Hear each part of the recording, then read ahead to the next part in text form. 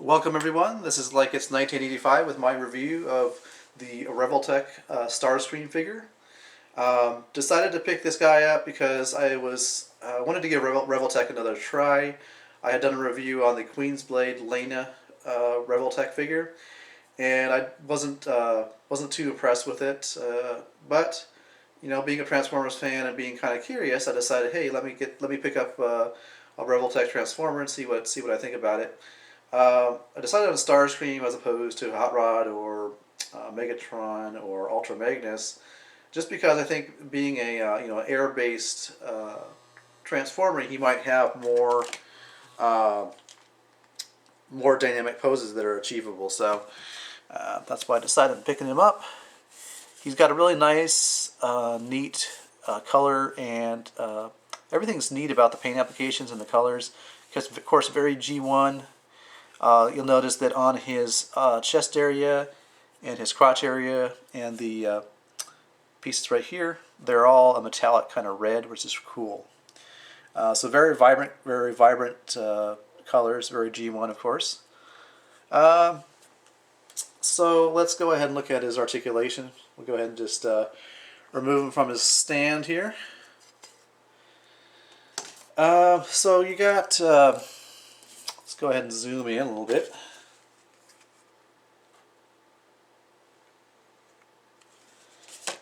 You do have some articulation in the head. You can go a lot forward and backwards like that. Not so much turning his head though. In terms of his shoulders, a lot of articulation here. Of course, he is kind of hampered by his wings, but his arms can go out like that, swivel up and down like that, bend at the elbow, about 90 degrees.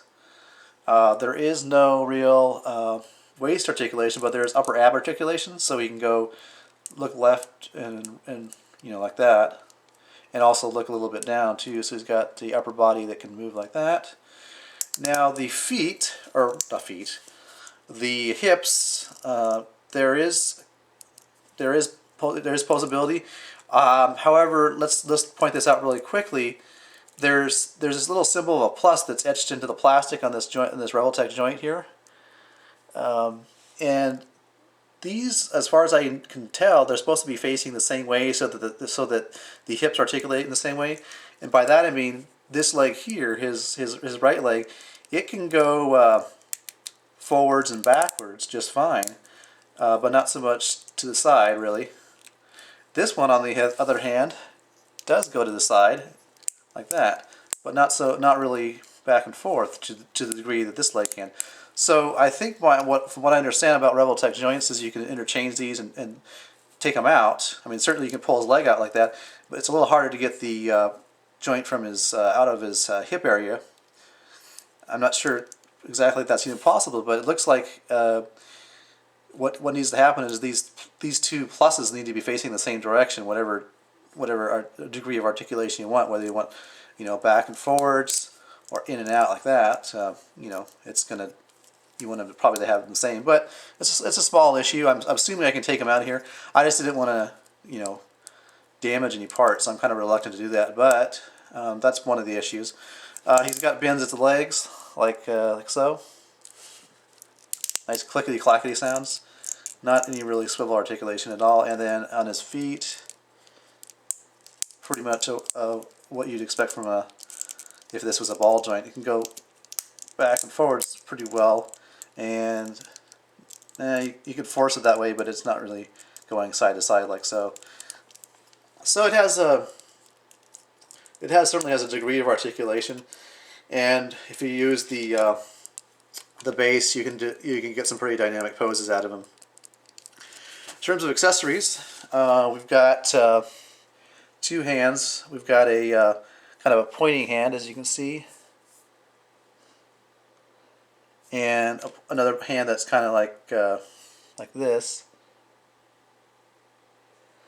kind of open palm hand. Now the coup de grace is, go ahead and take his fist out.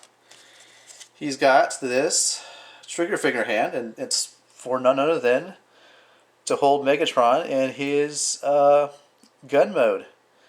So very nice touch, like that. Plug that in there, and it's really firmly held in his hand. Whoops, sorry about that. I just lost my light.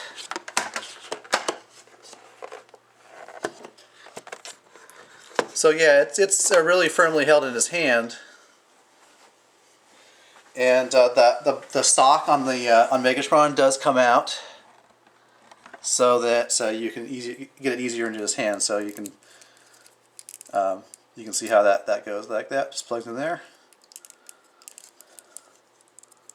So now you have him holding Megatron in his gun mode. So really cool. And let's see. Let's take a look at the box real quick.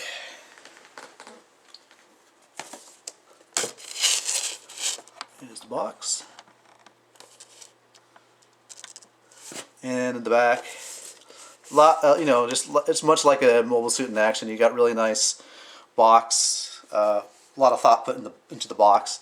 So here's kind of some of the poses that you're supposed to be able to achieve with this figure. So, so yeah, recommendations. I got this guy off of eBay for about $24 shipped. I think it was like $16 for the figure, and then $8 for shipping. You know, well, I guess we can do a size comparison. Why not? We'll bring in Generation 1 Skywarp, and you can kind of just get an idea of how big this guy, or how small the Revoltech Starscream is. As you can see, that's about how big he is. Starscream's about the size, a little bigger than like your typical mobile suit in action if you're a Gundam fan.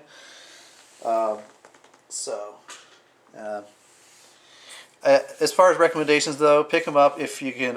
If you can get him for, if you can find him in a store for $16 and you don't have to pay shipping, you're doing real well.